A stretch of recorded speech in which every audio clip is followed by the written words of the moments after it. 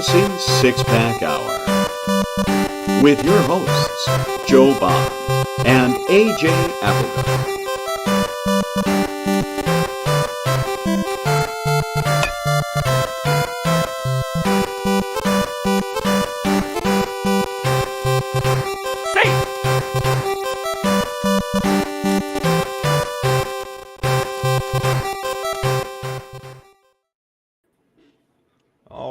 Welcome to the Fantasy Six-Pack Hour. My name is Joe Bond, founder of FantasySixpack.net.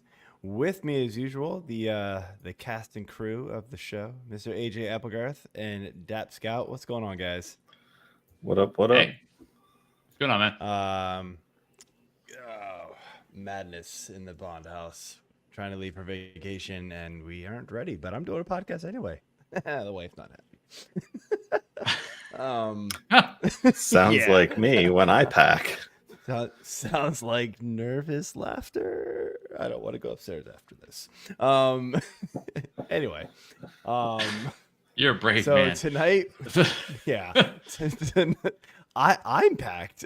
Nobody else is. So good. Why is that your problem then? I don't know. Good. Just kidding. Yeah, you know exactly why. Anyway, so tonight we're going to be going through some of these recent injuries, and there's been a lot of big ones. So we're going to jump into a bunch of those. We're going to talk about some of the guys that are close to returning and talk about close. My God, AJ, what are you doing? I am sorry.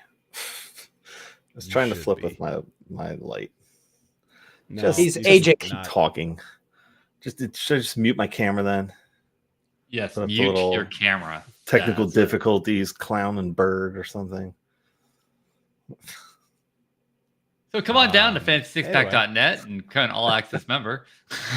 Yeah, there we go. Yeah, we'll teach you how to pack for vacation. Yeah, you can reach out to us on Discord. And we will break down your entire roster. We'll help you with the waiver wires. And also, you can always catch the waiver wire show, which typically gets posted on Saturdays as well. And as we transition to football, you can listen to our award-winning rankers like Joe and some other people, but mostly Joe. So, yeah, come on down. People. Also, want to give a shout out to the Believe Network. We joined them a couple of weeks ago, and finally want to make it official that we are part of the Believe Network of podcasts over there. So, so sorry, it's the Believe Network and the Old Man Sports Network. I don't know. It's something. I got to get it all figured out. But there's a couple different names. But yeah, we're happy to be part of a couple of networks here that are pretty top notch. So go check all their stuff out over on iTunes and Spotify and all that good stuff. So yeah, without further ado, let's jump into things. Dap, I'm letting you run this show, man, because yeah, I've had zero time to do any of this. You've set up the whole show, so this will be good. Yeah, I mean, like typical. I'm just glad you probably said it out loud. I'll carry the show, no problem. So just doing all the work in the background. Anyways, no, it was awesome. We kind of throwing out some different ideas of what to do today, and honestly, just injury after injury after injury happened, and we had to do today's show. So let's kick it off with the latest injury news. Joe, you want to pull up the amazing slides that came up? Oh, look at that!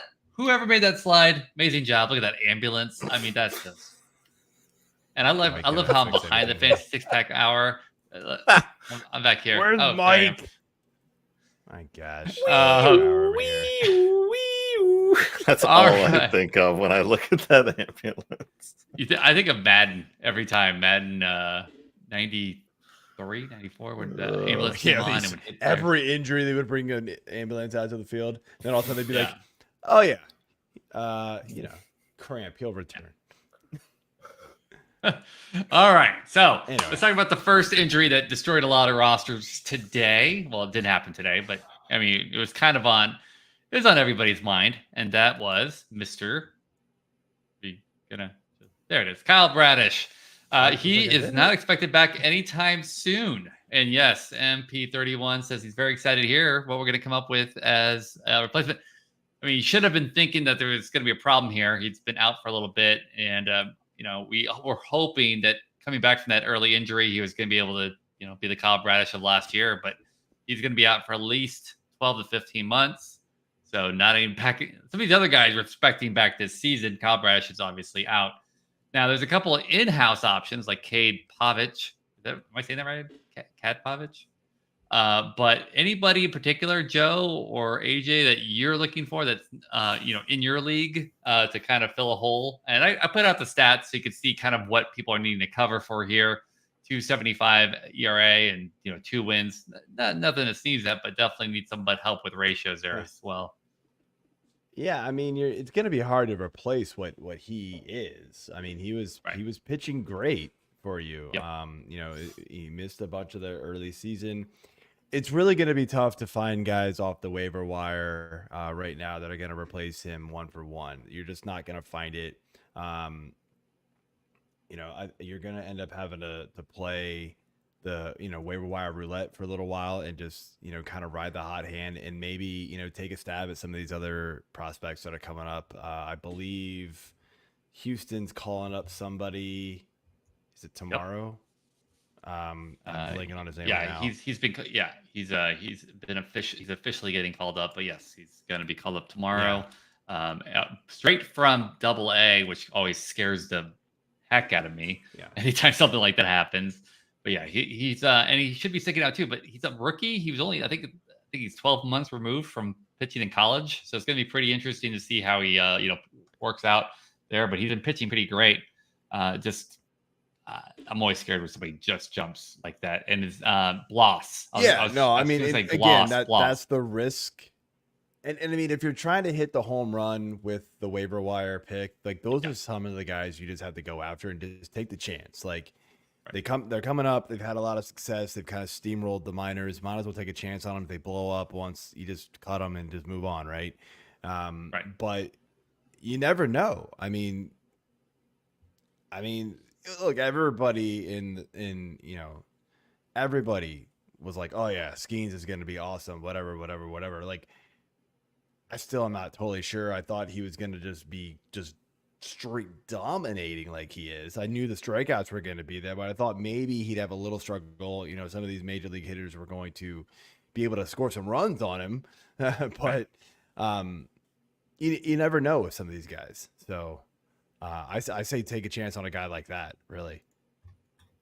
Yeah, and also somebody who's probably going to be on your waiver wire and might be in the waiver wire report. Who knows? Is Yerel Rodriguez out of for the Toronto Blue Jays. He's only been pitching about 4 innings, so not the best. But 7 strikeouts against the Padres 3 weeks ago, 2 strikeouts against the Royals, and then only 1 against the Royals again. They saw him twice in a week. But only giving up 1 earned run, 3 earned runs, 2 earned runs. It's not bad. Toronto's a mess right now, so I wouldn't expect a lot of wins there. I don't know where the offense is even going to come from. But Yerel Rodriguez is somebody that has a kind of a deep pool there. And again, like Joe said, you should definitely be kind of mixing and matching wherever you can.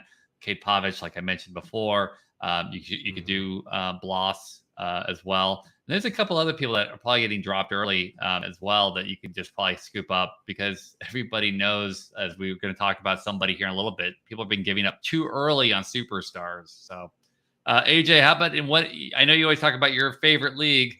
Anybody in your league that is getting hit hard with Bradish?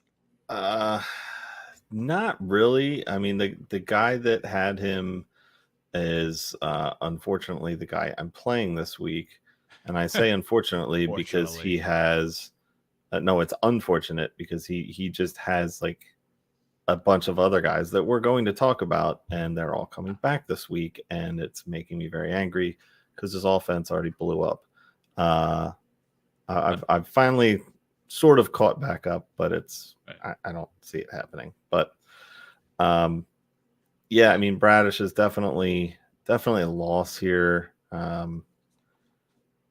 Like you said, you're not going to be able to find a 2.75 ERA just sitting out there. So I think you're going to have to, play with the strikeouts and everything else that you were getting. I mean, exactly. There's a couple of guys out there like Tobias Myers has been kind of pitching, pretty fantastic ball here, but the strikeouts are nothing compared to what you were getting from Bradish.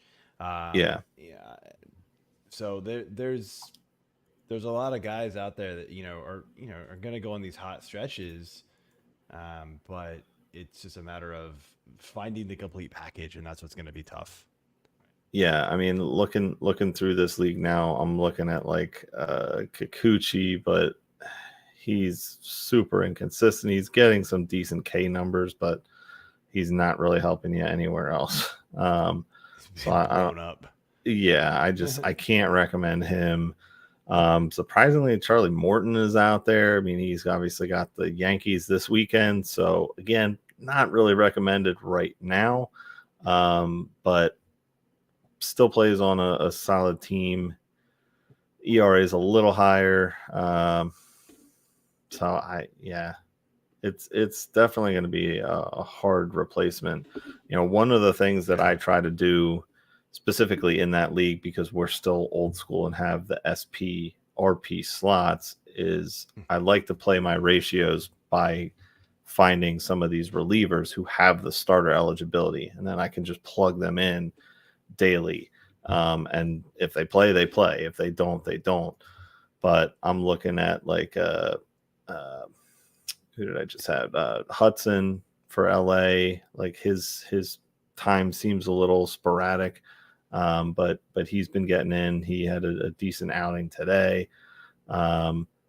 You're looking at like, he's a starter. Never mind. Who was the other guy? Cooper Criswell. No, he's starting. So Ryan Walker in that league. So. Yeah, and I like doing that. Uncle Ted here has just gone off and listed a whole bunch of guys. So he mentioned Jonathan but Cannon. he stole my thunder because I was gonna name Cannon. That was gonna be my guy. Thanks, Uncle Ted. All right, go for it then, man. Go for it. Oh no, Cannon's super hot. But again, tell us all about it, the thing that you need to look at is people on bad teams. Size, man. Right. Yeah. But I mean, again, it's people on small, bad teams, because they're going to be bringing up guys. So White Sox, Blue Jays, like we just talked about, those types of teams that needs to bring up somebody just to invigorate their fan base, because they have, roster space, whatever the case may be. So definitely that's a great place to kind of look for those types as well. Yeah. And Walden, who he calls out here, I mean, if he's available, you should be going crazy on that. I'm looking at Fantrax, because that's where all my leagues are this year. He's only 68% rostered in Fantrax. Like, what? How is this possible? I've had Waldron for a month and a half. Yeah, I have in my points league. I've had him, and I had 5 pitchers go yesterday, and 2 of them were him and Ranger Suarez. Like, I was happy Ranger didn't get the loss, but yeah, I was hesitating to start him yesterday, and I was like, yeah, you know what? Screw it. He's been good. Let me just throw him out there. Yeah. And he wasn't looking great in the earlier innings. His points were like 2 or 3 points. His walks through are like 3 back, innings. though. His walks are back, but not terrible. But that streak of 2 games in a row with 0 walks is no longer. But anyway, we shall move on. Right? Yeah. All right. Yeah. So the next one on the list is. I agree. It's Jordan Westburg. Oh my God, we're doing 2 Orioles. Aren't you? Now, I put should in really big letters here because, frankly, we're going to see a lot of that as a theme where people are like, oh, they're so healthy, and then they end up on the IL. So it says should avoid the IL, and he did. He played today. He had a run, a single, a double, a ribby, 1 strikeout. He got hit by a pitch. And the Orioles steamrolled the Yankees 17-5. Oh, yes. And I had Luis Gil in way too many leagues, and he got destroyed today. Couldn't find the strike zone. The thing is that he's been selectively wild, but he was terrible today. I have to give a shout out to Mr. Dave Eddy, who does our DFS cheat sheet. He picked the Orioles stack today, who, by the way, in that slate on DraftKings, was projected to be the 14th ranked or rostered stack on DK. He said, screw all that noise. I'm going after Luis Gil. And it paid off. So, yes, if you are not checking out the DFS cheat sheet, get in on this. Dave Eddy is the man for DFS stuff. So obviously Jordan Westburg's still around, which is great. But Love you, Dave. Everybody was kind of hoping that Kobe Mayo is going to get called up in that, but with the fact that they didn't even call up any of their big names, it looked like it was going to be a minor thing. So I was just putting in letters should, because we're about to run into a couple people here that should have been back and are now going to be on extended IL. So yeah, we can skip some Westburg then if he's already playing, he's back. Yeah. Okay. Nice. Yeah, it was annoying when he was out, but he is back. So, well, here it is. So Justin Verlander, neck discomfort, was feeling better, but now he's on the IL. And as we know, the reason why his neck was hurting was because he's making out with his wife so much. So, it's one of those issues that can happen when you date a swimsuit. Married a swimsuit person. It's summer. It's boating season. What are you gonna do? So, again, 2024 stats. This is what you're gonna have to replace. Pretty good. It's not obviously we're dealing with an 85-year-old pitcher. So again, we kind of talked about some of the. I hate you. But some of the other names that we need to talk about too, right? If Taj Bradley's available, that's another one. Clayton Kershaw would be another person who's very under-owned, but should be returning here soon. And then, of course, Eric Fred. Is that, I don't even know how to pronounce his name for the Chicago White Sox. Eric Freddy. But again, that's going to be one of those where, you're going to have to do that matchup based because, he could easily get blown up. Gavin Williams. And I'm going to be honest with you. Hasn't even been like Verlander a pass, man. Like, well, I don't know. He's 85 years old. It's not even like a huge loss now. No, you're right. You're right, but might be a blessing in disguise that he got hurt for your team, man. Like, because he's the type of guy that's like you're keeping him because it's like, oh man, it's Justin Verlander. I can't drop Justin Verlander. Right. It's like if he gets hurt, you're like, oh, finally I can go get somebody else and not feel bad about it, not feel stupid about dropping him. Right? Yeah. I mean, absolutely. How many of the players that we talked about are on this show many times have we been like, just get hurt so I can just go pick up somebody better because I can't drop you. Right, because then I'm gonna get clowned by everybody else on the show. There it is. You don't want to drop them and look. You can either look like a genius or get clowned by everybody. Like, I can't believe he dropped, I don't know, Austin Riley, and then you find out that he suddenly went off. So yeah, you don't. That's the funny thing about fantasy is that you have the part where you don't want to get clowned, and then you don't also want to hold on to him too long. And it's this weird. Weird thing, yes. But yes. So if you don't have an IL spot, I would drop Justin Verlander. I don't know.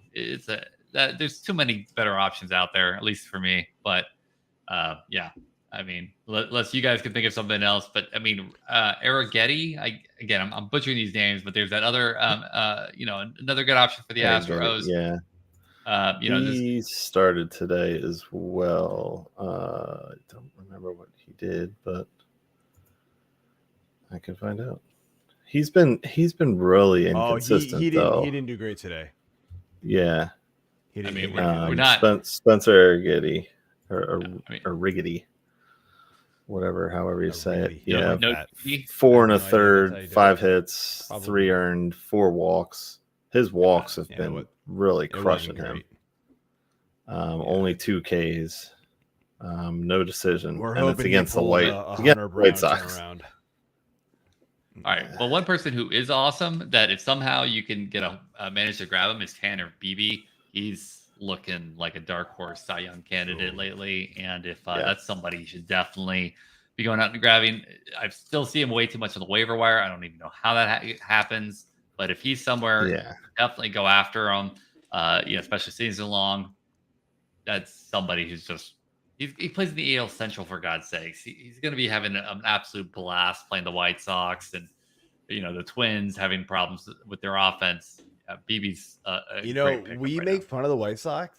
They've actually been a pretty decent offense for the last I was just going to say that because we just talked about Paul DeJong. Pretty surprising. I did Vaughn's the DFS cheat sheet. Sheets was okay. Yep. Yeah. He kind of fell back off. Andrew Vaughn is amazing, but can we talk about, let's talk about your other pickups. Some of these late pickups that you guys that the White Sox have picked up, it suddenly turned into just gold. It's amazing to me. Yeah. You know, Pham, for example, like just okay.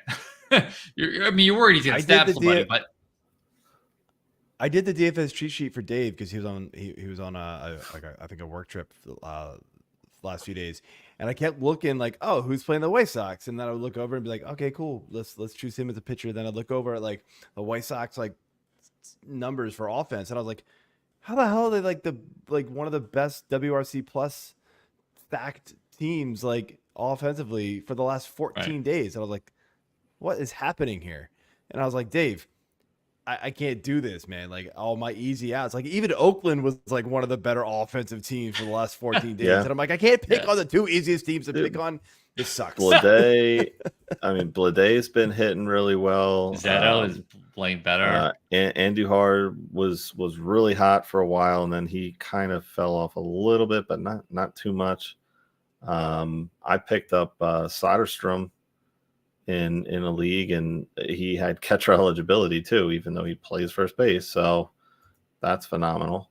I mean, DeGrom has been one of the best Chicago White Sox hitters, and I mean, again, we covered him in one of the waiver wire picks, and we just I can't believe that he's playing like the Cardinals wanted him to play, like the last 8 seasons.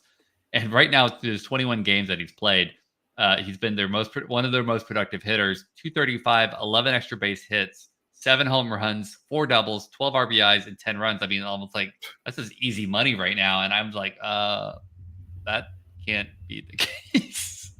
It's nuts right now. And then of course you have Andujar, who's again another waiver wire pick from last week, playing for the A's right now. Like he should have been playing for the Yankees again 100 years ago.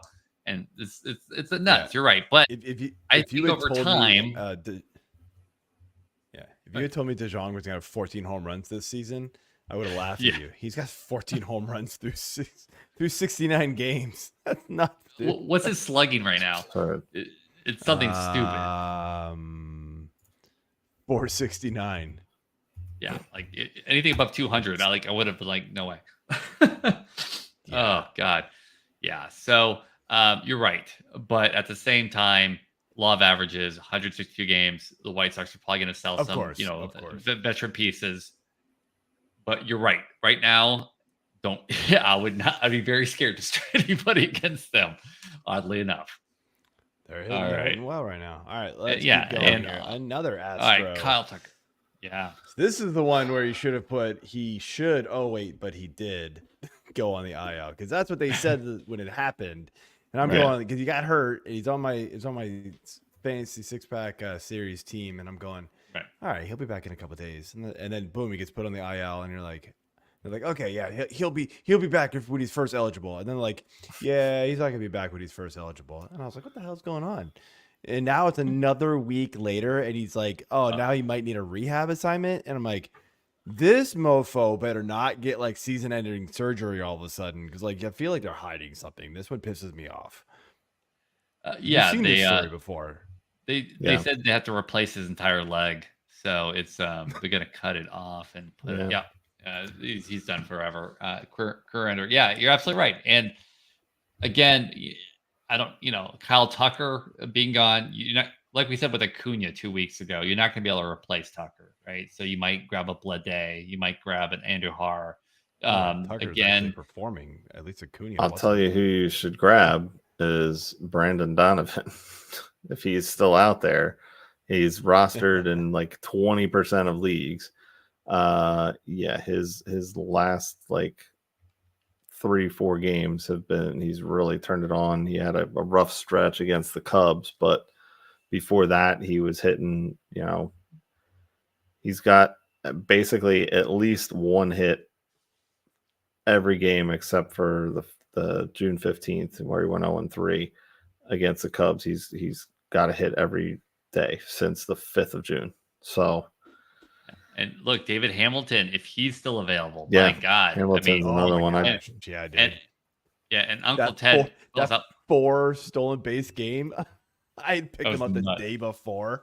I was like, yeah. Oh, that Sunday game. That was an awesome game. And Yes, Uncle Ted it calls was. out my favorite, giant, right? Helio Ramos, right? He should be 100% owned. I still don't understand how he's not. I have him everywhere. Yeah. I mean, the he's people that would have absolutely dropped nuts. him, just so stupid. So stupid. AJ, did you drop No him? idea. I, I'm not giving Yeah. him absolute crap. I got a shirt that says I'm with stupid, and the arrow just points up to my face. But yeah, and then also, what's old is new again, right? Like, Dap, I should get that shirt that points down. You need to get a hat Yes. that points up. It's just so you can sit yes, in this. you're right. Yes. Yes. Okay. So yes, that is where we are. And then one of the things I just wanted to call this out right now is that he goes, the manager for the Astros says he's moving in the right direction, but not as quickly as we want him to. That scares the bejesus. I know. They confirmed there's no damage to the bone, but that's still scary. Yeah, this feels like one of those, like, they're gonna find out somehow. Like, I don't know how the initial tests don't catch it, right? Like, he's got a fracture and he's out, 8 to 9 weeks, and you're like, well, what the hell? At least they put him on the IL, so I was able to snag somebody up, pretty quickly. But it still sucks to lose, a stud in Kyle Tucker for any first round pick, basically. Again, you're gonna be able to, at best, stream players to get to match the production you're gonna get from him, and you're still even then not gonna do it. It's like it's like what, 3 or 4 years ago, like when streaming quarterbacks was a thing because people didn't roster 2, and now everybody does, because everybody caught wind of that and was like, well, we're gonna put a stop to that. We're all just gonna roster 2 quarterbacks, so you can't do that anymore.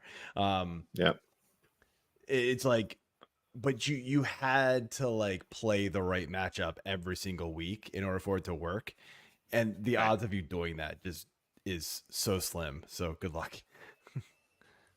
It's just a tough spot to be in when you lose a guy like Kyle Tucker. It just really is. So. All right. Speaking of losing, the next up is Mookie Betts. We knew about this one, but I mean, this one hurts. The thing is that they're saying 6 to 8 weeks, but also it's a hand, right? So it's so even batting back power. What are we looking at here? Again, it's Mookie Betts, but we're at age 31 season. So what are we really getting here? Just phenomenal. I mean, almost 900 OPS. I mean, that's just nuts. Again, we've already covered a whole bunch of names here. If I were in a season-long league, I would absolutely attack the Mookie Betts owner and see what I could get out of him for somebody who's hot right now. All the other names we just talked about, right? Ramos, things of that nature. This, the person who has Betts should be absolutely wanting to maybe trade a top tier pitcher to get, a guy. If you have a deep bench, try to go after the Mookie Betts owner there in season long, especially since Dynasty. They were probably playing them at second base, right? or shortstop, and so it's not like outfield where you can there's a ton of outfields that just kind of churn all year long, right? Exactly. Second base and shortstop, it's tough to find guys who are just gonna come up and just plug in right away. You're not gonna find a lot of David Hamiltons popping up out Right. Good luck. It'll be 2 months from now before we find somebody that's going to perform like that, even for a 2-week span. Right. Yeah. Yeah. I mean, yes, we might have a Kobe Mayo or somebody coming up, but yes, that's not coming up anytime soon, and they're sure is not going to perform like Mookie Betts did. So yeah, attack away. Again, that's the type of thing, just like we talked about with the pitchers early on, to try to replace these superstars, you're going to have to go take chances on these young guys getting called up and just hope they catch fire and just work out right away for you. Because the guys that we know, we're talking about Paul DeJean being awesome, but let's be real, we know that tomorrow he could just be oh, I'm Paul DeJean, that's right, I'm supposed to suck, and then he will the rest of the season, right? We know that is very likely to happen with him. Kobe Mayos, those types of guys that are coming up, you never know with these guys. They can just come up and just be absolute monsters the rest of the year for you. And so you've got to take a chance on them if you lose guys like Mookie Betts or Kyle Tucker or Kyle Bradish. So the good news with the Bradish is that they weren't relying on Bradish. Exactly. Because you got him so late in drafts, unless you drafted super early before the injury happened. But like if you drafted late March, he was barely drafted because some people didn't think he was coming back at all.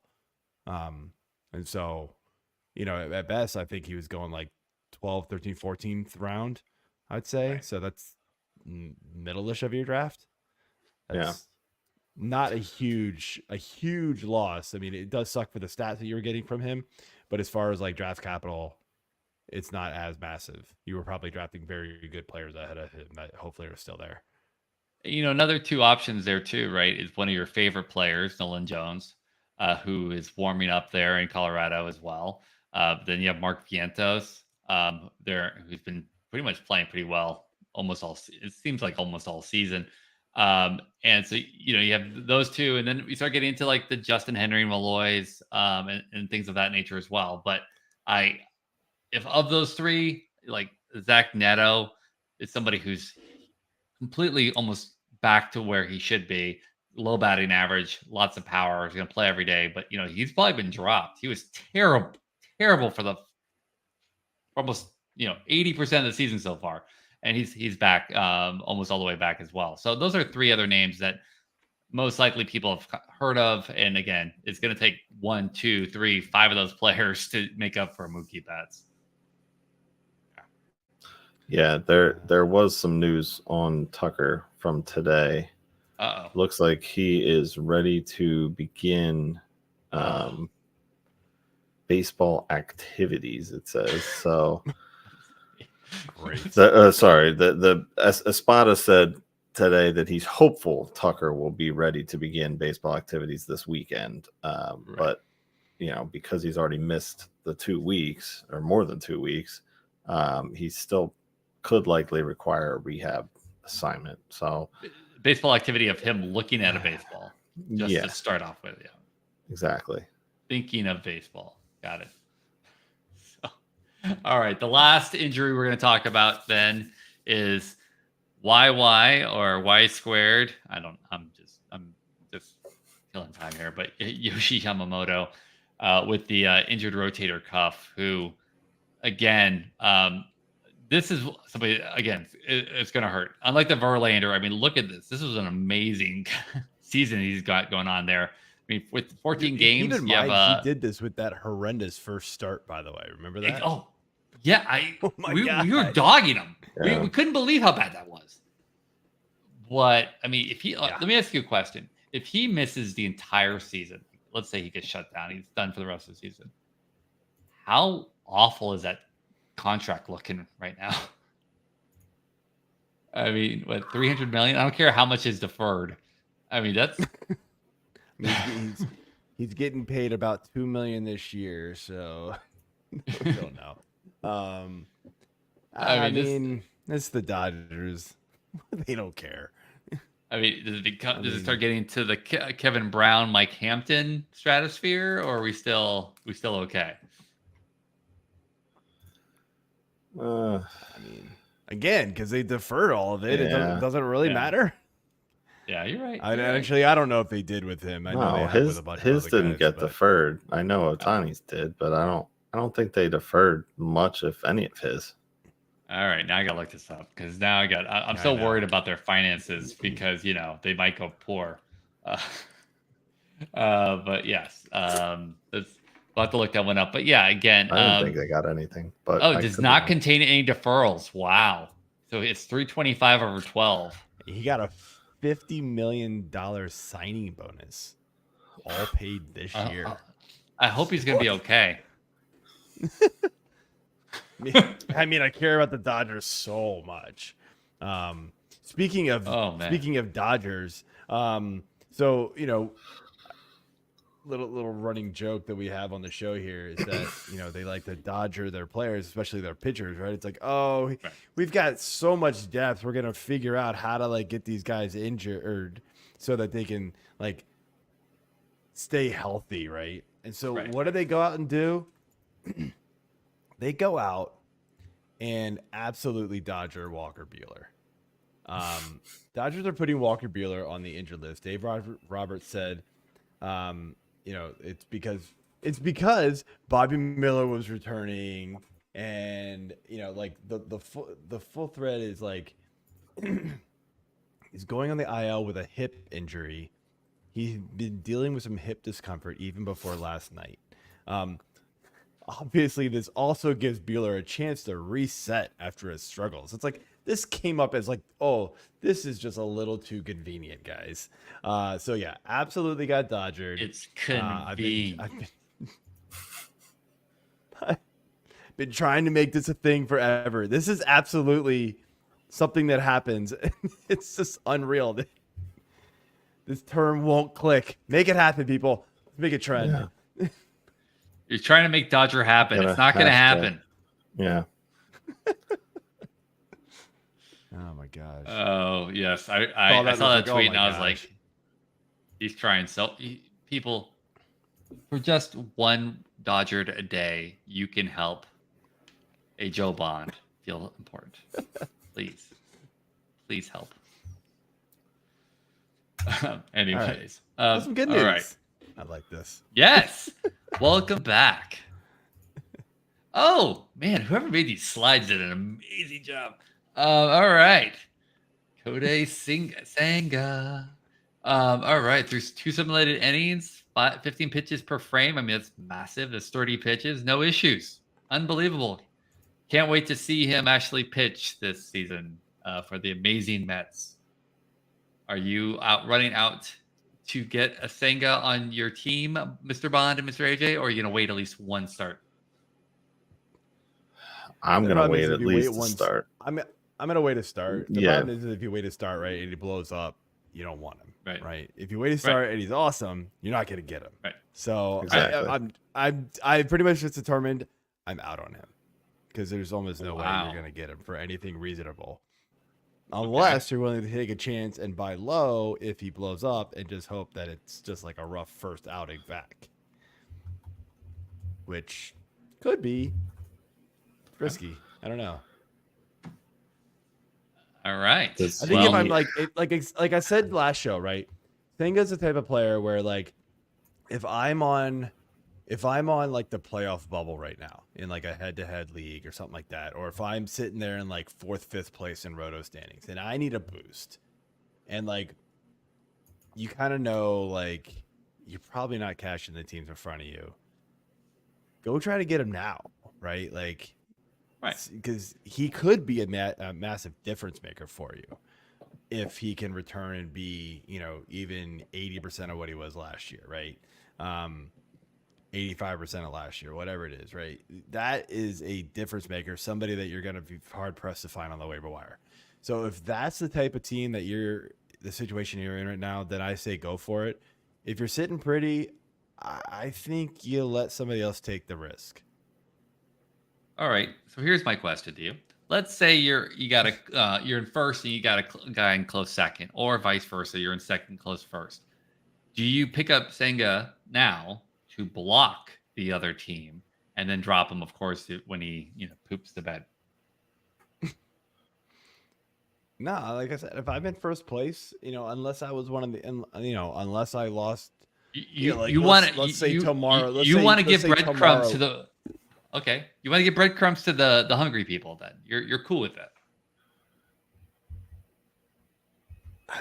I mean, if I'm sitting in first place, I don't think I'm going after a Senga, like to take on that risk, and because you're not going to get him for cheap. Like the person who has him is holding on to him, hoping he comes back and is this player. No, but what I'm saying is he's on the waiver wire. But let's say he's on if he's on waivers, then let's say he's on the waiver wire. Would you get him just to block somebody else? Like, let's say your pitching is just untouchable. Okay, that was my question. I'm sorry. I should have been more clear. Yeah, sorry, I should have spoon fed you a little bit more there. I apologize. No, I'm so sorry. I should have spoon fed a little bit more. That's my bad. So this guy pitches, and then you want to get him. So, all right. So Senga's back. Awesome. Well, not yet, but we'll get there. All right. Maybe. Next one up. Let's talk about somebody who, Jacob DeGrom, threw off the mound for the first time since Tommy John. What I was trying to highlight here is, so Thomas Nasco, we highlight him quite a bit on the waiver wire stuff because he just does pretty amazing. But I mean, if you don't realize, I forgot. I mean, let me put it a different way. I knew he was dominant in 2023, right? Just kind of knew it. But when I looked at some of these stats that Thomas highlights here, I didn't realize just how dominant he was. Just, I mean, there's so many things here that just kind of pop out. I mean, the ERA, of course, the whip, and all that, but also just the amazing value of his pitches, his ability to locate and just clump it, hit the left-handed batter, right-handed batter. If I just wish I could go back in time and give somebody else's like ligaments to Jacob DeGrom so that he could be a healthy pitcher more of the time. But just, yes, yeah, DeGrom is the man. He led me to many a dynasty championships in my one league, and then he died, and so did my team. So it was like, okay, I'm apparently I was just riding Jacob DeGrom the entire time, and I didn't realize that. No, little did you know your entire team was just DeGrom. Yeah, DeGrom, Arenado, and Mookie Betts, and then when Arenado got old and DeGrom decided to like not be able to pitch more than 30 innings in any season, my team was done. And yeah, there we go. Yeah, no, it's tough, man. I mean, again, I would love to take a chance on him too, but I mean, we're gonna get burned by this guy. You know, if he's sitting there on waivers, sure, but like I don't think I'd trade anything worth of value for him. No, but again, I mean, depending on how like he's a lot of our guy, then I'm because there's so many injuries. A lot of my IL spots are filled, so DeGrom could be DeGrom could be on a wire. I think there's definitely very few pitchers that are currently injured that have the upside of DeGrom. So if you are middle of the road right now, I think you drop whoever that guy is you're hoping is going to come back and pick up DeGrom if he's available on your waiver wire. I think that's definitely the good lottery pick right now, and go grab him as well. So I agree with that. 100%. Yeah. All right. So let's get some more happy news here with another Ranger, even though somebody's having problem realizing that both people were Rangers here earlier. But yes. I mean, let's be real. I mean, DeGrom was a Ranger for 30 innings. So, come on. Can you He's a World Series champion now, kind of forgot. So, Scherzer is going to make a season debut on Saturday. And he threw in his last minor league start, 79 pitches, 4 2/3 inning. There you go. I love the fact that his very first pitch. DeGrom's worst ability is his availability. Yes. He agrees. See? Shut up, Dap. Okay. So Max Scherzer's very first pitch was a home run. I freaking love that. He threw a pitch and he got a home run. So, he gave him some hard contact, but Scherzer's always done that. He's always but he's a veteran. I have no doubts he'll be great. Yeah. So looks fine to me. 80 pitches. He'll be doing 5-6 innings, no problem. Scherzer knows what he's doing. He knows his body by now. And being 97 years old, I think he knows what he's capable of. So, all right. So from your perspective then, Joe, we have Scherzer, we have DeGrom, and we have... Ask AJ. All right, AJ. In your amazing league that everybody must know everybody on at this point, because we've heard all the players at this point. The league you've been in for 67 years, and you had Willie Mays. You actually drafted him as a rookie. RIP. So is Scherzer a must add for you? Are you going to go trade for him so you can win the league this year? I've always been a big Scherzer fan.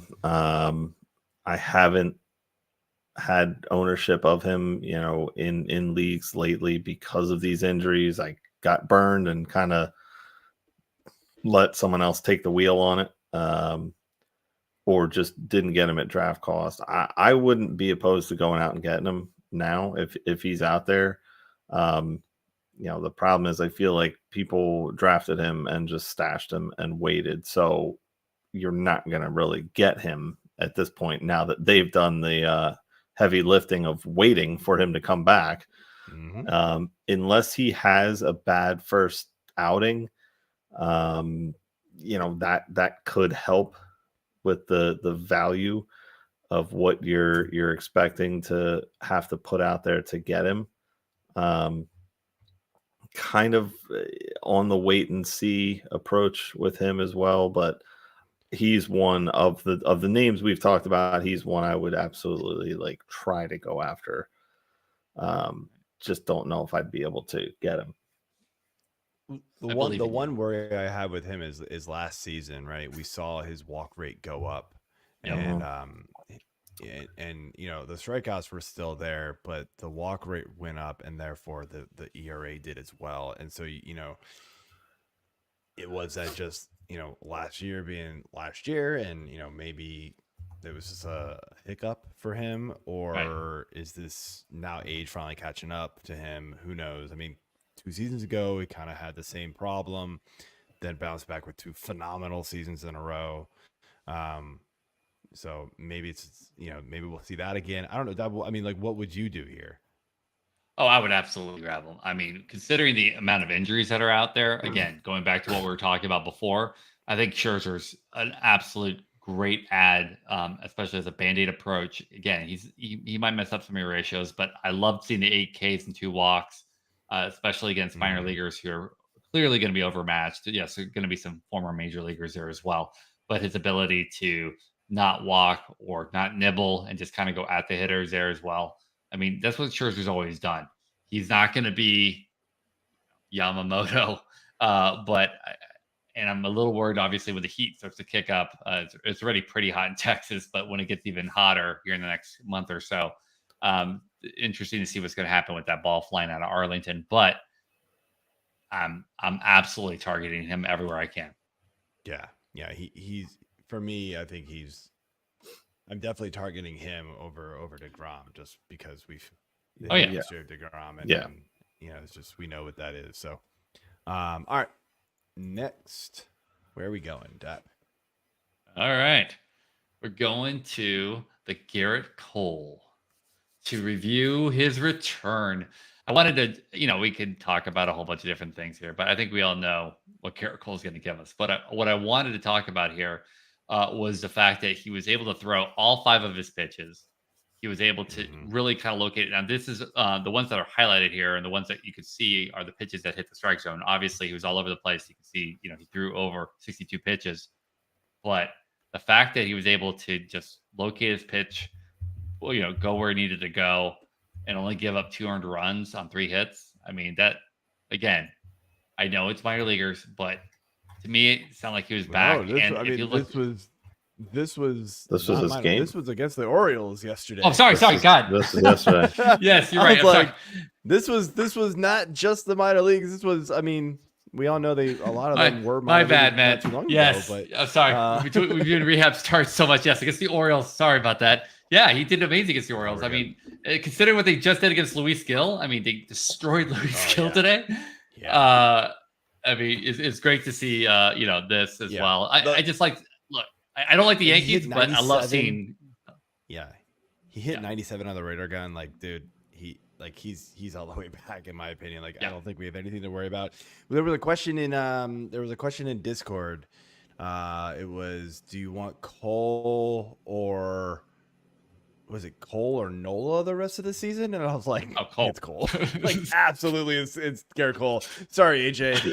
Nola. I don't think I blame you. It's a no-brainer. I mean, it's a no-brainer. Cole's worst. It's absolutely Gerrit Cole. Is it? I always look at the opposite, right? Cole's worst is nowhere near Nola's worst. Like the bottom of the two. Is nowhere. Yeah, absolutely. Cole is a blow-up game. He still has 7 strikeouts or something. Yeah, and I mean, like, look, yesterday was the last day I had to do the DFS cheat sheet for Dave while he was out.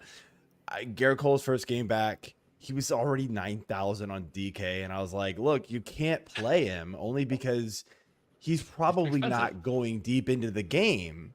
Right. 9K isn't expensive for Gerrit Cole, but on his first game back against a team like the Orioles, yeah, Gerrit Cole might be fine, but he's probably only going to pitch like 4 innings. And it was like spot on. And I was like, holy crap, Dave, hey, maybe I can do this thing. No, I'm just kidding. Dave, don't go anywhere. We need you. Don't make me do that. But again. I mean, 5Ks, 4 innings pitched against a hot Orioles team. It was still great. Oh, yeah. I mean, that's, put up 17. Regardless of the DFS side, I mean, this is way better than I expected. Oh, yeah. So, I mean, yeah.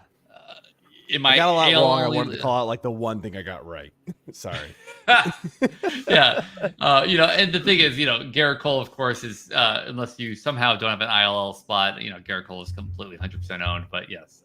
Yes. If you're going for a playoff run, I would absolutely grab Cole over all the other pitchers that we've talked about today, just because the upside's there and we've seen it recently. And, it's one of those injuries they seem to come back. Yeah. So Dap, all right. Ted's asking, do we play a 15-team NFBC or DC 12 teams? I played all. The short answer would be no. That might want to elaborate, but we don't want to make anybody mad. So we're just going to see no on NFBC, except I play the FBI and Raz Slam. Yeah, I play in a bunch of 30 teamers. I play in AL only. I play in NL only. You play in some really deep leagues for sure. Yeah, so I can, but I also play in the NFBC though. I'm in the Earth League as well, which is with all that's the. Right. That's right. Yep, I got invited finally, first time, and it's I'm like, I need to get in on this, man. I'm not. I told them never to invite you, but apparently you're not the first person. But yeah, Nick Zanaboni, who does the on deck circle, got into the one that I think I would have get invited in, the New England one, Nerf. And it's like, I was like, Nick, man, hook me up. He's like, yeah, I don't know, I'll see what I can do. 2 years later, nothing. Come on, bro. Well, if you want to move to Texas, you can be part of TARF like I am. But yeah, that was it's interesting. But yeah, so definitely in all makes and models of leagues. Oh. Well, thanks, Uncle Ted. Can you be my dad? So yeah, not daddy. Never mind. All right. So, anyways, let's get into some of the other topics where we can pat ourselves on the back because we told everybody, do not, whatever you do, give up on Austin Riley. And we said, look, I said I wasn't worried about him, and nor should you be. Look, last 7 games, 3 home runs, 8 RBIs. The Braves are back. Only 4 strikeouts. Destroyed it. 958 slugging. I mean, it's just stupid what he's playing right now. I mean, it looks the last 15 games, but yeah, just dumb. He's completely locked in. Austin Riley, some idiot. Games. All of those stats came from last week, by the way. Yeah. If anybody dropped him, when I faced him, like directly after we talked to him, and my matchup started getting way too close for comfort because Austin Riley kept putting up like 12, 13, 15. Wow. I'm like, God, that's brutal, effing man. Damn it. What is going on? That's a Shane Victorino-esque, man. Yeah, it was. The Flying Hawaiian. Yes. So definitely Austin Riley. I just wanted to pat ourselves on the back there. We told everybody we had so many people ask, should I drop him? No, don't. Yeah, I mean, not dropping, but yeah, I'm not gonna lie, man. I was a little worried. Like he pitchers were really good attacking him, like fastballs, and he wasn't able to. Oh yeah, no, we talked about it. He was one of the worst fastball hitters. Click last week. Yeah, he said, "Oh yeah, that's right. I'm a great fastball hitter. I need to stop doing that," and then he figured it out. I think he heard our podcast. Yeah. Yeah. I had Austin Riley. And then I have Austin Riley in like 3 or 4 dynasty leagues, and last week I must have got 4 or 5 of the worst trade offers, all for Austin Riley. Just people were just hoping. But yeah, I'm a believer. I held strong. So, anyways, all right, next one up. Oh, we don't have any more slides. What? I guess. Okay. Well, anyways, we We were going to talk. Sorry, Damn it! I What's missed his name. I missed two slides here, both Astros. My bad. And that is, I hope you didn't drop Hunter Brown. Hunter Brown is playing like the way Hunter Brown should be playing. Well, any Astros pitcher, let's be honest. But we just wanted to just highlight Hunter Brown is definitely back as well, although it was ugly there. Dude, he's been phenomenal, like absolutely great. So I know a lot of people added him, dropped him, and then watched him get scooped up and go on this run. Yeah, that sucks. Since May 11th, I don't blame you for dropping him because he was absolute garbage early on. Like there was no hope. It looked like there was no hope of him turning anything around. He was trash. And yeah, these last, seven starts, 8 games, 4, 5, 6, 6 starts. He's allowed no more than 3 earned runs. 6, 7. So since May 11th, phenomenal 47 innings pitched, 2.3 ERA, less than 1 WHIP, 6% walk, 28.8 K percentage, and less than 199 batting average against. I mean, that's ace stuff. And but man, his downside is just scary. Now, but I at will the same say he hasn't faced the most juggernaut offenses out there. Like the overall, like Detroit twice, the White Sox. He has faced the Angels. He got a Seattle and Minnesota mix in there. So those are decent. Other than that, so the matchups have not been like super scary. So it will be interesting to see what happens when he goes up against like a Yankees or Orioles again or something like that. Like if I don't know who he faces up next. I don't know what he goes up against next, but that will be interesting to see. But yes, very, very good turnaround for him, and definitely should be rostered everywhere. All right, so I'm gonna do a quick thing here. We don't have a slide for it, but we constantly are asked by Discord, everybody, about the what should I get for a player? Should I trade a player? And so I highlighted some of the big names here because, frankly, there's this is where most of our traffic's coming from when it comes to these questions. So Luis Hill, Heel, I've heard about 12 different ways to pronounce it. You have him in the back of your mind. You are worried about his innings pitched. He's way past any previous limit he had. Are you writing him out? And if you're trading him, what should you expect back?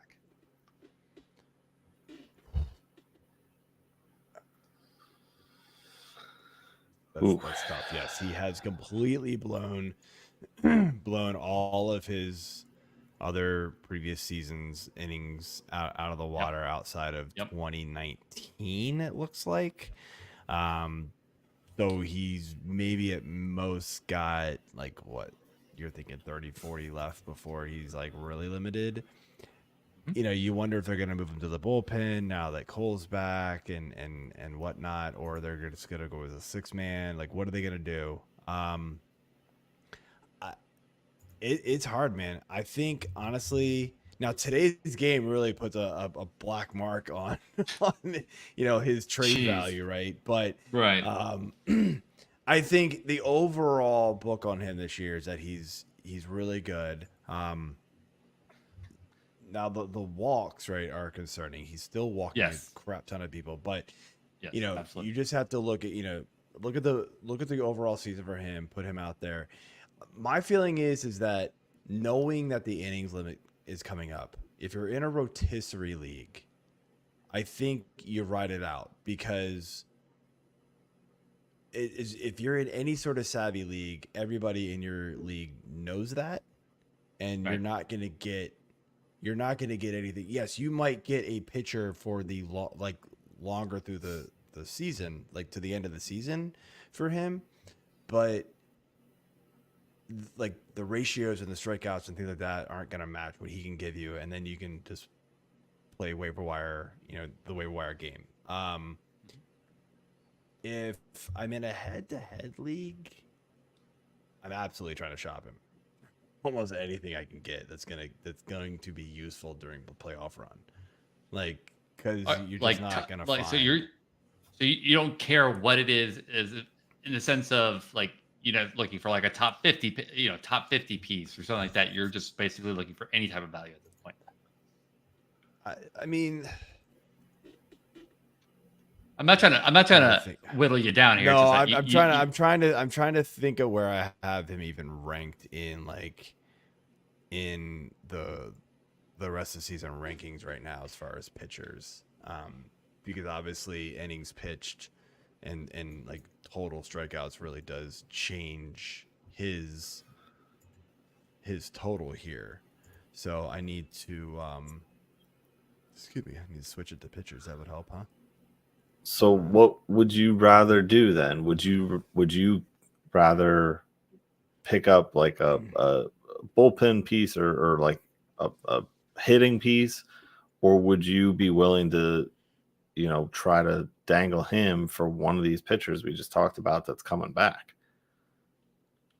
Like a Scherzer, or like, I don't know if you could in theory get Scherzer, but that would be, yeah. I mean, you have to catch somebody napping.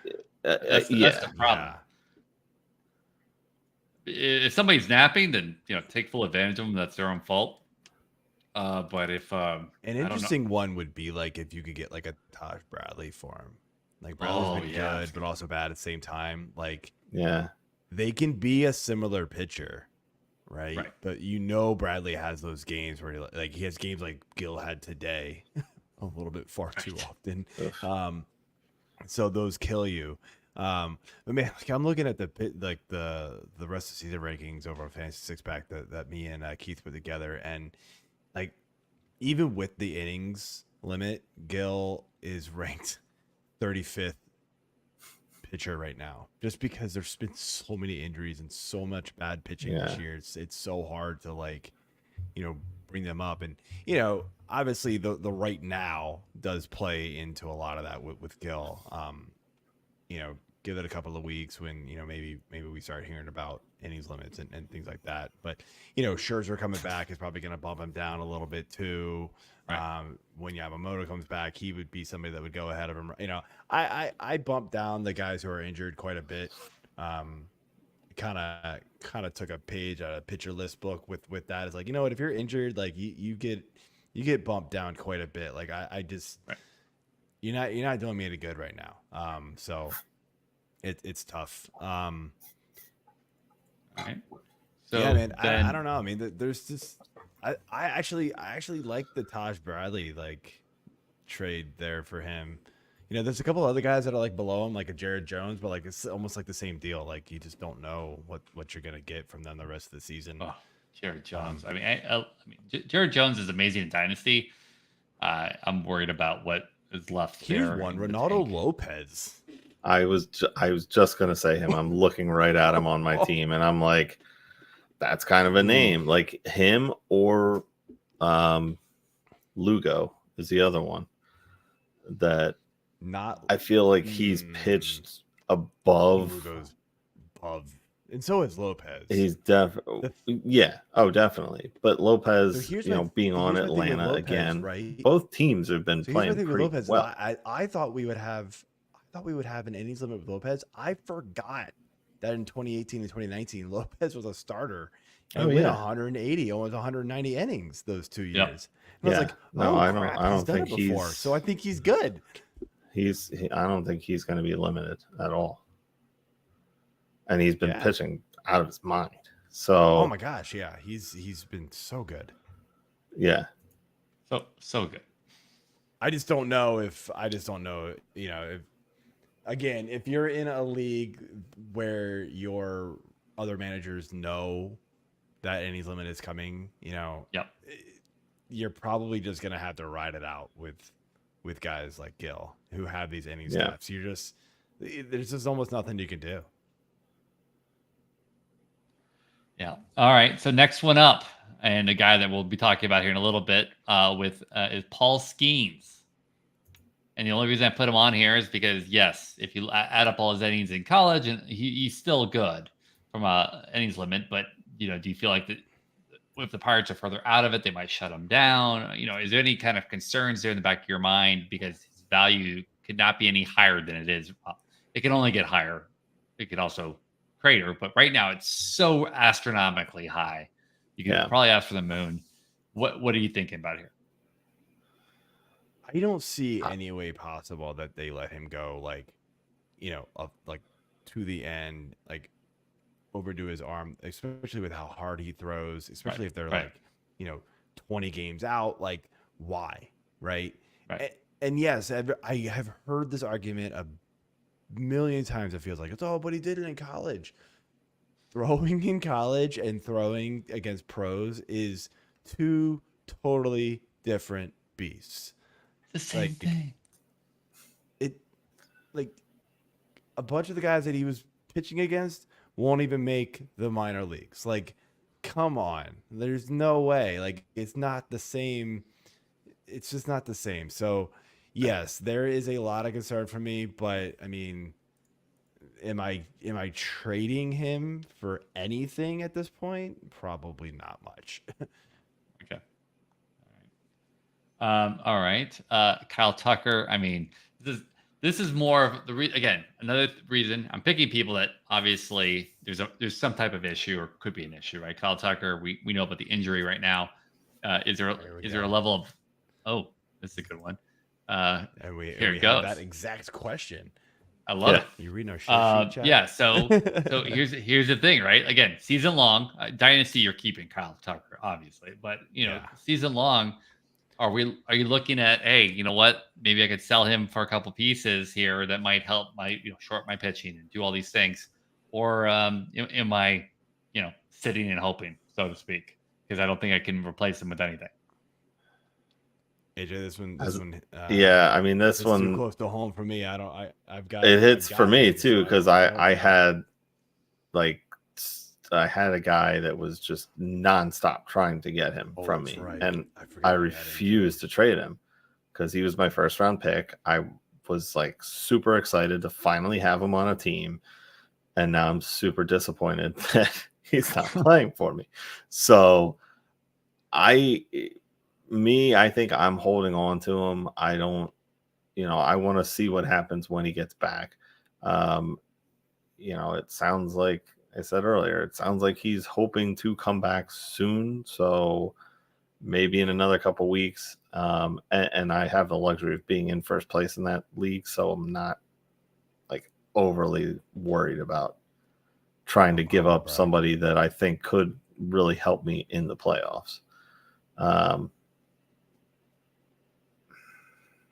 don't even know what I would ask for him. It would have to be another top outfielder. So that's the only way that I'd be able to do it. Me too. I just think I can't.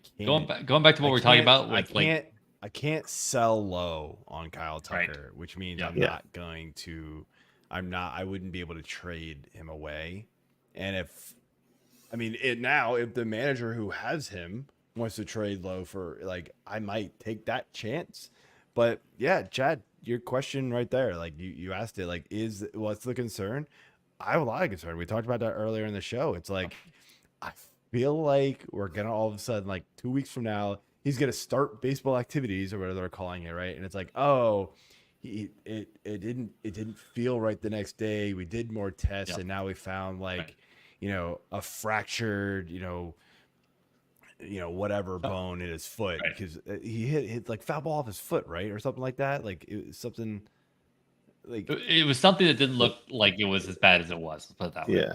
Yeah. I don't know if it was off the ankle or foot or what it was. I'm trying to look it up.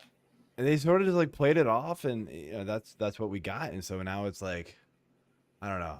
I mean, we've seen this happen before, where those tests come back a couple days later, and it's or a couple weeks later, and it's stress fracture. How does this not show up immediately? Right. Or when the swelling goes down, it's just it's nuts. It's did you just keep the lens cover on the webcam, and that's what you're looking at, the blank screen? Oh, it looks great. We're not seeing anything. No shit, you're not seeing anything. open the freaking lens thing, Yeah. and maybe you'll see, ooh, wait a minute. There's a lot going on here. All right. Next one then is Randy Arozarena, because yes, I mean this week he, much like our friend Austin Riley, Randy Arozarena, and a lot of the Tampa Bay Rays are starting to hit again. But I mean, Siri had another what kind of trade value you think you can get for him, or would you even trade him? Game is scheduled for today. It's on your calendar. Okay. I don't know what the hell just happened there, but did that sound too much like Alexa or something? Oh, it's because I said Siri hit another homer today. Oh, jeez. And my phone's like, oh, what's that, dickhead? Funny. For me with Arozarena, like, again, I mean, the value is rock bottom still, even though he's had a pretty decent week. 2 bombs this week. He stole 2 bases yesterday. I don't know what he did today.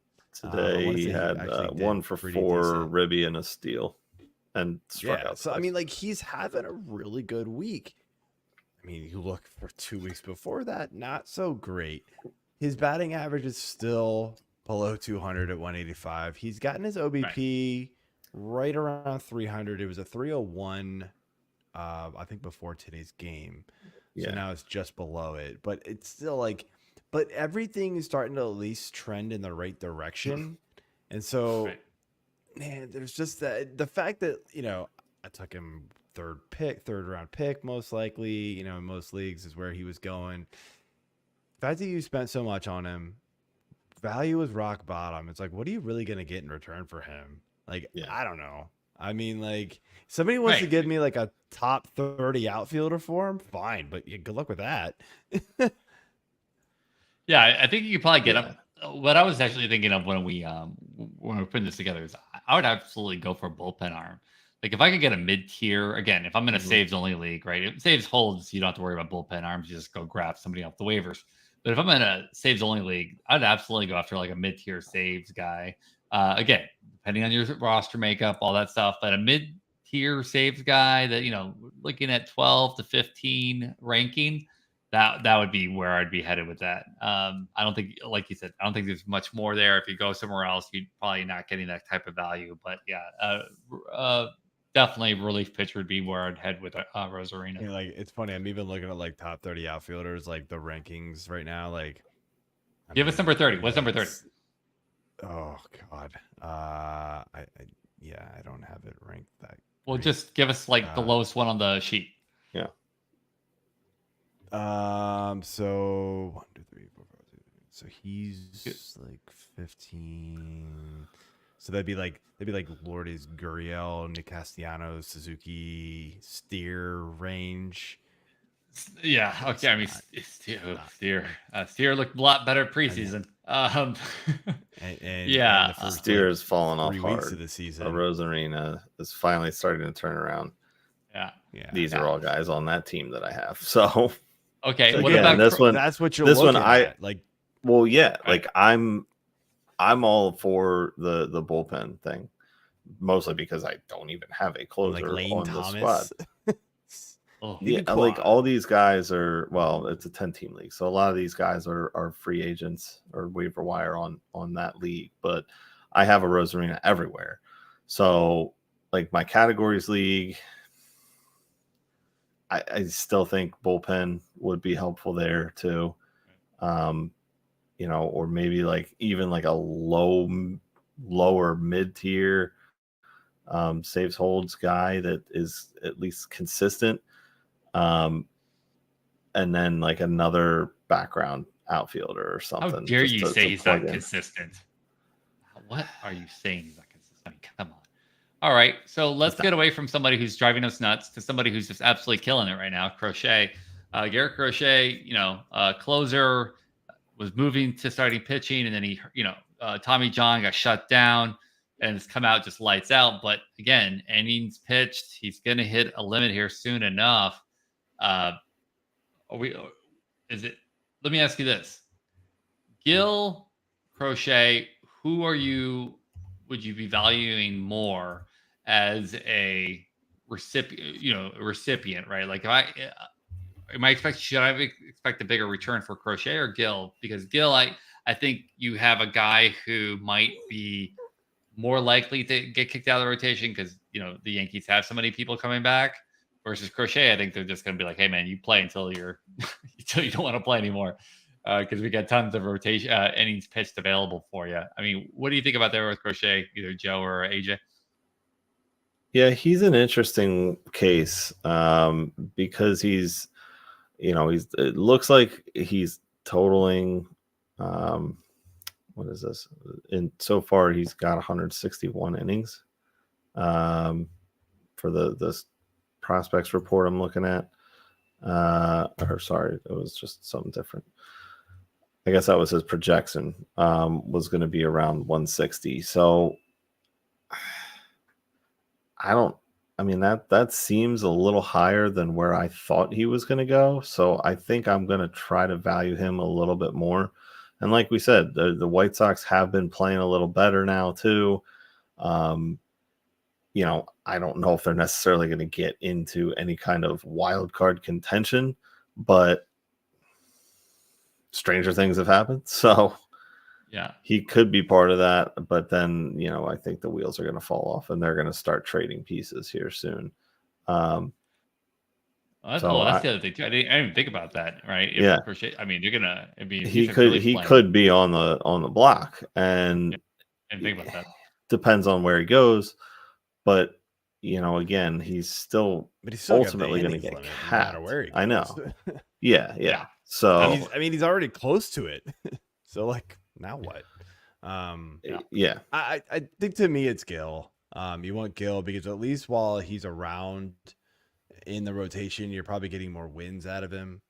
Sure. So that's got to play into it as well. If it's quality starts, maybe they're a little bit more equal, but I still would favor Gil slightly in that case. All right, I'm going to lump the last together for a reason. Bichette and Vlad Guerrero playing for the absolute disappointing Blue Jays. I mean, Bichette doesn't run anymore. That was one of the things that I thought he was going to be a 2020 guy for the rest of it, for the rest of the days, maybe hitting 30-30. But he's not doing that anymore. So he's lost some value there. Vlad Guerrero is not nearly as scary as he was. I mean, what do you do with this situation here? Are you trying to? I mean, again, people are asking, should I trade them? What should I expect for a trade? What can you expect with the Bichette right now and Vlad Guerrero that are just disappointing? This is not the first year either. This is like year 2, year 3, depending on who you're talking about. Yeah.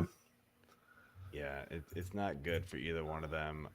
Honestly, I think you can still get pretty decent return for Vlad. I think there's still just enough like there with him that people just believe, and I do too. Like, right, I believe in him a lot more than I do Bichette. I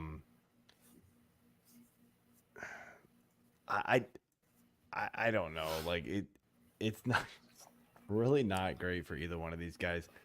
I mean, I've heard rumors that they're, Toronto really should just trade both of these guys and just get whatever they possibly can for them and just retool, because it's got to the point where like clearly these guys just aren't working out there and they just need to cut bait. I mean, if you would have said that 2 years ago, even as a joke, we would have gotten our site shut down. Can you imagine saying that 2-3 years ago?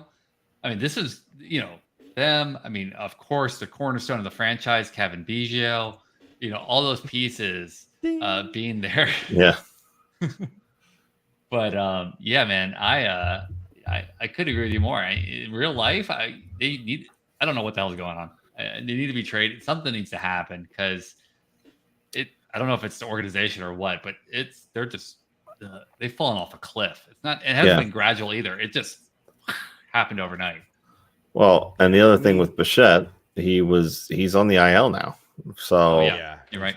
He was it's retroactive to the 15th. So him being hurt, even further crushes his value unless you're trying to like find the lone team in your league that just doesn't have anybody on the IL, and That one team. trade him for like pennies, because that's basically what he's worth right now. That one team that isn't paying attention to their team, so they haven't put the 5 guys out on the IL. Exactly. Right, exactly. Yeah.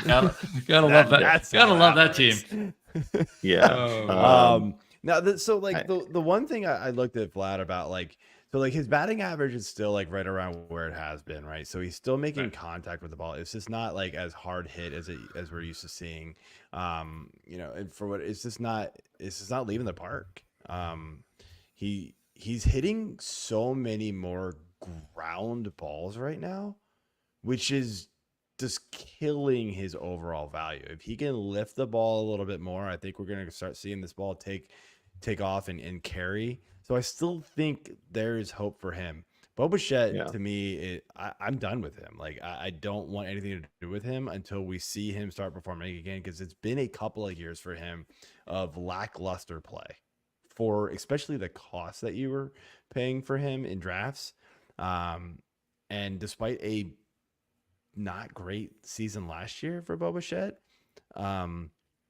you got 20 home runs, but you only got 5 steals, and the 306 batting average. So everybody was looking at it going like, oh, but he's still a really good hitter. It was like, but dude, you were paying like second round costs for that at this point. Like, that's not second round draft cost. No way. People were still going back to that 29-25 year and batting 300. Now give me that year again. 121 runs, right? Like, give me that for second round. Like, that's what I want. He's not that player anymore. And I said that before the season started, and I wanted nothing to do with him. And I'm so glad I didn't like fall trap to just everybody else trying to tell me I was wrong. Because it fell off the cliff even more than I thought it was going to. But yeah, if you have him, dare I say it, like, if you don't have any IL spots, like, he literally might be the one like superstar that I would be like, you know what, somebody else can have him, because he has literally been just awful. Yeah. We say bad things about Arozarena, but at least Arozarena's got like 10 home runs and like 10 steals already. Like, he's at least contributing something. Yeah. 4 and 4, that's not good. Well, yeah, and the fact that Vlad's got half as many steals as Bichette. And he, he's still getting, he's still getting on base. His OBP at 365 is pretty solid there, but his slugging at 394 is not what you're looking for at all. So the power is just totally sapped. And like you said, it's because of these ground balls. And unless he starts getting some lift, he's going to be, not a big help in the power categories. But I would still much rather roster Vlad than Bo. 100%. So 100%. One other guy that I would add in here, I know we haven't talked about it. We talked about him a few weeks ago, but Adolis Garcia is another dead spot. And it's crazy to me how little I think about him right now. Yeah, he's been terrible. He started off so good. Yeah. And he's down at 211 average, 270 OBP. Somehow his slugging's at 402 because he's still got 13 homers and 40 RBIs. But that's all he's doing. His last 15 games, he has a 148 average, which he's always messed with his average, right? But he's only slugging 222 for the last 15 games. Yeah. He's never home run been that bad, though. That's the thing. Like, everybody looks at him as like, oh, he's got swing and miss stuff. Like, his batting average is going to kill you. But like a 250, 245 batting average, like, doesn't kill you anymore. It's not great. It's not helping you, but it's not like crushing you, especially when he's hitting 30 to 40 bombs. You're like, I'll take that. His homers, like I said, he has 13 homers. One of those is in June, and we're now almost through June. He has 3 RBIs now in I June. Believe. Yeah. He's not even playing every day. No, he's still playing every day. It looks like he at didn't least play a couple he's games ago. 0 for 3, 0 for 3, 0 for 3. Yeah. With 1 walk and 4 strikeouts in his last 3 games. 1 for 3. Well, let's put it a different way. He probably should be sitting. Yes, that's the way that it should go. All right. Well, yeah, no, I appreciate that. No, Adolis Garcia is another big one, and if you could trade him right now, I think you have to go after a homer, right? You have to go after somebody who probably lost, like going back to some of these, maybe lost a bat like Betts. I don't know. Again, we're talking about guys at the bottom of the barrel right now. I don't know what you could get back for that. And honestly, the problem is that you don't want to be the guy selling Adolis Garcia on June 20th, and then he goes on a hot streak. Like Arozarena has just made it back, right? Yeah. But Adolis Garcia, unlike Arozarena, they could sit him. They got more in Tampa Bay. They look like they were somewhat confident in keeping Arozarena back. I don't know. He keeps this up. I don't know what happens to Adolis. But all right. Well, thank you for playing the trade game. We do have 2 upcoming things here that are kind of tied together. Joe, do you want to pull up our wonderful slides so I can show people the funny tweet of the day? Sure. All right. I'm excited. Oh, and his name is still not fixed. How dare you? All right. Look at that. See, that tells you the workmanship that we have here. We were able to flip around. It's amazing. So, these 2 things are joined together. The fun tweet of the day. When I first saw this, I thought it was made up, and then I found out it was a real thing. I'm sorry. I'm just going to enjoy it. I'm not even going to intro it.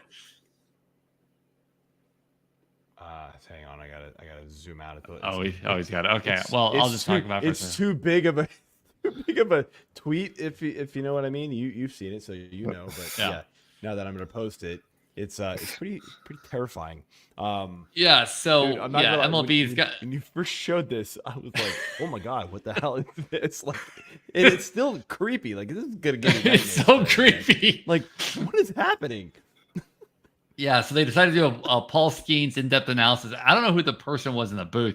I get it. They were going to try to do a mustache thing. But the way they did it looked like going on a mustache ride. Yeah, I mean, it looks like a weird puppet, and then having the face come out, like the jaw come out at you, it is terrifying.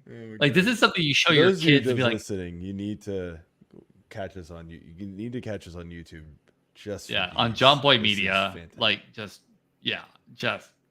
I mean, this is something you show your kids. Like, hey, if you don't eat your vegetables, Paul Skenes will get you. Look what he's about to do to this poor lady. He's about to eat her.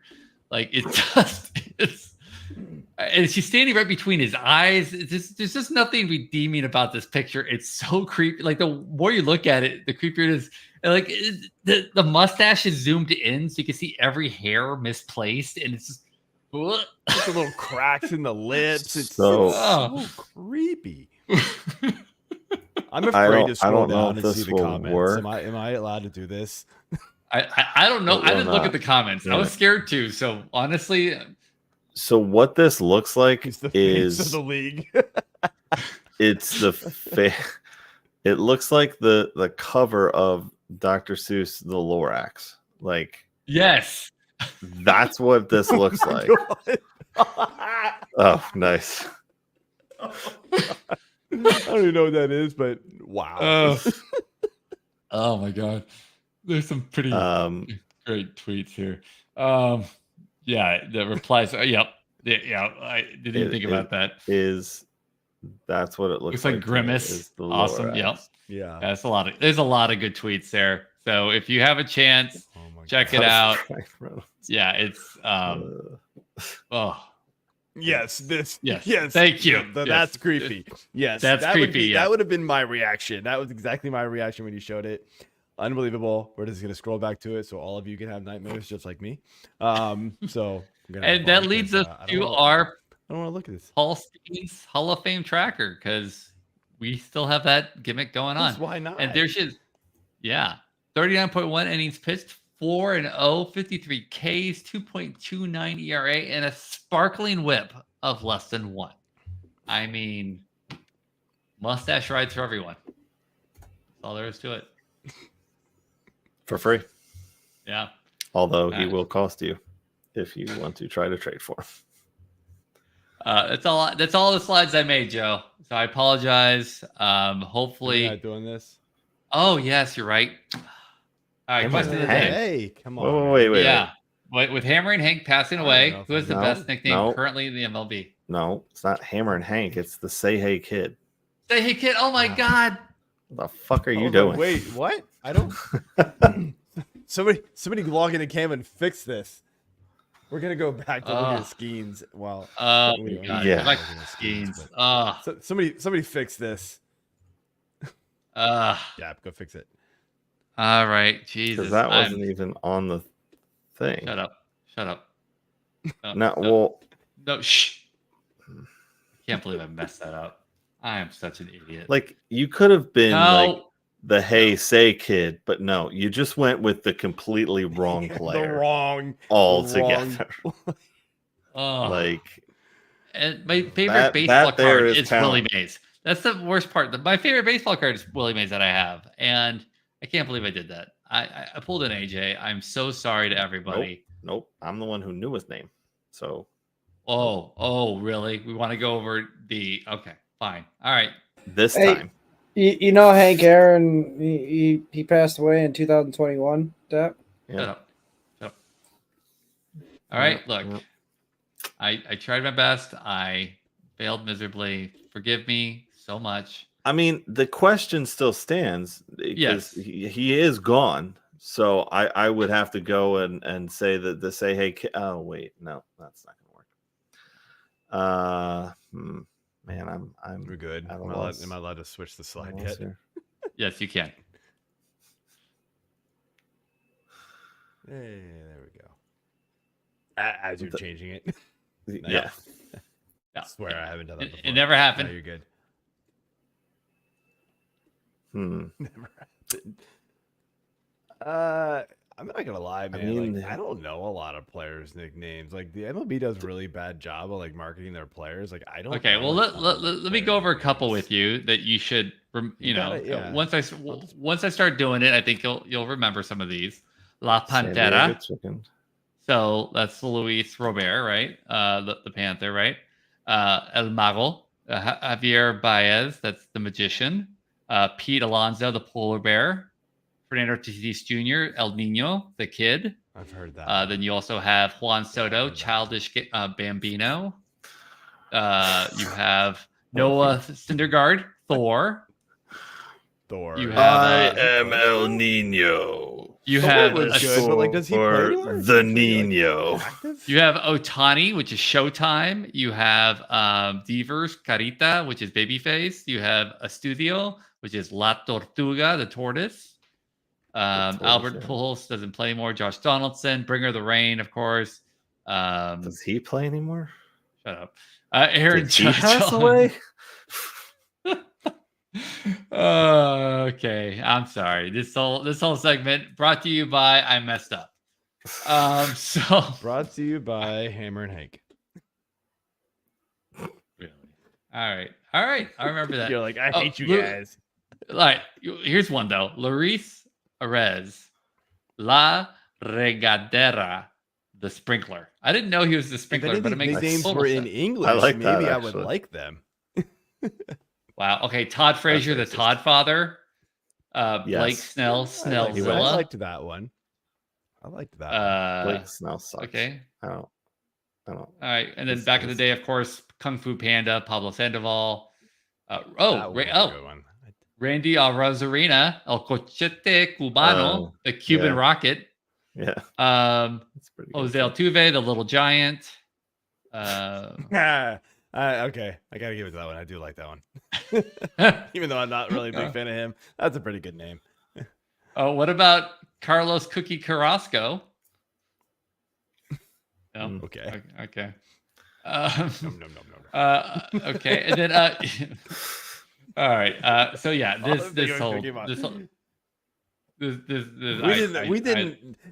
this one was not approved pre-show. Just the one. Shut up, dude. So, C is for Carlos and Carrasco. All right, look, I was gonna do the whole rules, which are your favorite rules, which not, and I thought this was good because I say, hey, kid passed away, and then I put in Hammering Hank because I'm tired and I'm so sorry because I get paid the big. All right, well, my bad. We're good. I was very proud of you for all the slide work you did. Thank you, AJ. Up until that one. Thank you for putting in the work to get this show going. Because otherwise, without you, Dap, this week, let's be real, this show was not happening because I didn't. But you know what? AJ jumped in and. AJ jumped in and what? Yeah, and his amazing help with just distracting me and putting like random sounds, I think was really helpful. Yeah. I did make a comment. Still didn't get your after karaoke, several tags, and finally jumped into the Slack channel and said, "Yep, looks good." So yes, I forgot. You did say, yes, looks good. I was participating in the. Everybody's hurt. Fantasy baseball effing sucks sometimes. All right, Joe. What should they expect next week on this show? Because I don't think I'm on. So nothing, because El fútbol. I am not here. But it's gonna be football, right? No, so literally next week, we're taking all next week off. Next Sunday. We are kicking off our football shows, and like an idiot, I closed the schedule, so I don't know it right now. So, Dap, it sounds like next Thursday we could do a baseball show, sans Joe, and have actual fun. Knock yourself out. All right. So next Sunday on the 30th, we're going to be doing our AFC East draft guide. Howard Bender and Keith Fleming are our guests. Nice. I love Keith. That would be good. And then Dap and I are still working out the kinks right now to try to do some baseball talk during the day right now. Looking like Monday or Tuesday afternoon, most likely, right, Dap? It's what we were kind of looking at. Yeah. But that's a very like influx thing. It might move to the night. We don't know. Like, we're just gonna make it work just to keep baseball in the talks here.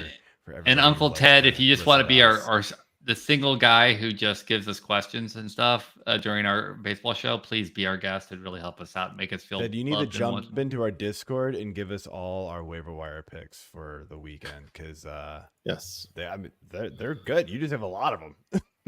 We love it. It's awesome. In the Discord, Uncle Ted. So, all right, that is it. I'm on vacation next week. You guys do what you want. I'm afraid to say that. No, never mind. Mike, keep him in check. Oh, crap. That doesn't work. Yes. I don't know. Bad idea. Hey, Mike, are you available? Because if you're available, then we'll definitely have a show. I'll think about it. You're going to hang out with your girlfriend in Canada, aren't you? Yeah. All right, I see how it is. Yeah. Yeah, I mean, we already have. You buy my ticket. Not talking baseball. You're gonna bring Mike LaPlante on, who really doesn't know baseball. I mean, no. I don't want him to talk. I'm not talking baseball. That was just my chance to dig at AJ. Sorry. All right, you blew it. You guys have fun next week. I'm changing the password to StreamYard. You guys can go to hell. See you guys later. Later. Bye.